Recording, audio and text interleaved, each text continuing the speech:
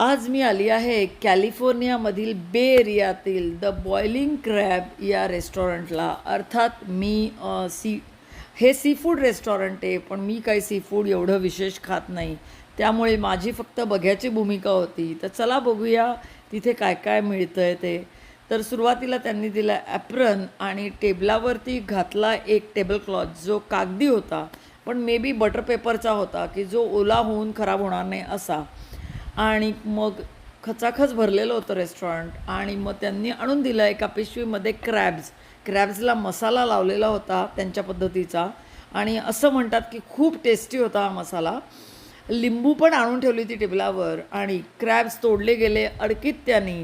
आणि सगळ्यांनी डायरेक्ट टेबलावरती ते ठेवले आणि मस्त त्याचा स्वाद घेतला. त्याच्यानंतर कुठलं तरी सूप पण त्यांनी ऑर्डर केलं होतं. आणि टोमॅटोचं होतं आणि मला वाटतं त्याच्याबरोबर अजून काहीतरी ड्रिंक होतं. आणि मग नंतर आले बर्फात ठेवलेले ऑयस्टर्स.